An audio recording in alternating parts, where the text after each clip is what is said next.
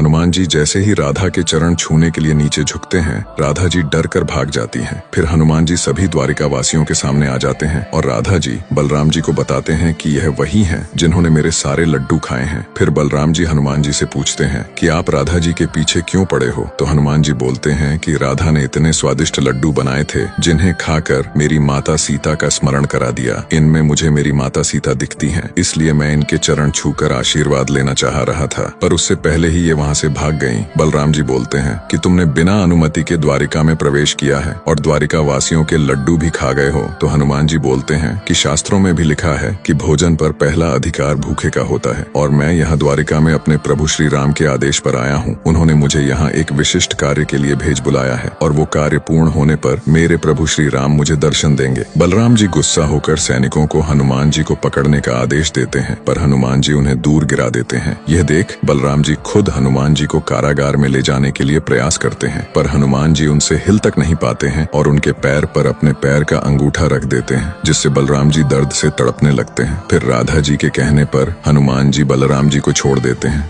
हनुमान जी को जब बलराम जी के नाम का पता लगता है तो भावुक हो जाते हैं और बोलते हैं कि आपने पहले क्यों नहीं बताया? जिनके नाम में ही राम का नाम छुपा हो उसको मैं भला कैसे कष्ट दे सकता हूँ? और बलराम जी से क्षमा मांग कर वहाँ से चले जाते हैं। अगले दिन सुबह शिव मंदिर में श्री कृष्ण को देखकर हनुमान जी आश्चर्यचकित हो जाते हैं, क्योंकि उन्होंने द्वारिका में सिर्फ श्री कृष्ण के भक्त देखे थे। महादेव की पूजा कर रहे श्री कृष्ण को देखकर हनुमान जी बोलते हैं कि आप कौन हो? आपके मुख का तेज देखकर लगता है कि आप कोई महापुरुष हो। फिर मुस्कुराकर श्री कृष्ण हनुमान जी से उनका नाम पूछते हैं, तो हनुमान जी बोलते हैं कि श्रीमान मेरे नाम का कोई महत्व नहीं है, महत्व तो मेरे प्रभु श्री राम के नाम का है। मैं उन्हीं के भक्त के नाम से जाना जाता हूँ। श्री कृष्ण बोलते हैं कि भक्ति ऐसी ही होनी चाहिए जिसे संसार आपको पहचाने। फिर हनुमान जी वहाँ से चले जाते हैं। फिर उनके सामने सांप आता है। वह हनुमान जी को प्रणाम करके हनुमान जी से उनके जैसा बलशाली बनने का बोलता है। तो हनुमान जी बोलते हैं कि यह सब राम नाम की महिमा है, मैं तुम्हारी अवश्य सहायता करूंगा, पर उसके लिए तुम्हें सभी द्वारिका वासियों को एकत्रित करना होगा। सांब सभी द्वारिका वासियों को एकत्रित कर लेता है। फिर हनुमान जी श्री राधा जी से बोलते हैं कि राधा, आपने इस संसार का सबसे बड़ा भक्त होने का जो दावा किया था उसे वापस ले लें, क्योंकि इस संसार ही नहीं बल्कि पूरे ब्रह्मांड में सबसे बड़ा भक्त हनुमान है, अपने प्रभु श्री राम का। तो राधा जी बोलती है कि हनुमान जी, मैं आपकी भक्ति नहीं जानती और ना ही आप मेरी भक्ति जानते हो। आप यही द्वारिका में रहो और सिद्ध करो कि इस दुनिया के सबसे बड़े भक्त आप हो। इस चुनौती को स्वीकार करो। हनुमान जी चुनौती को स्वीकार कर लेते हैं और बोलते हैं कि इसका निर्णय कौन करेगा? तो बलराम जी बोलते हैं कि मैं राधा के पक्ष में ही रहूंगा, इसलिए मुझे निर्णायक की भूमिका नहीं निभानी। फिर लक्ष्मणा बोलती है कि सांब निर्णायक की भूमिका निभा सकते हैं। इनका झुकाव न राधा के प्रति है और न ही हनुमान जी के प्रति।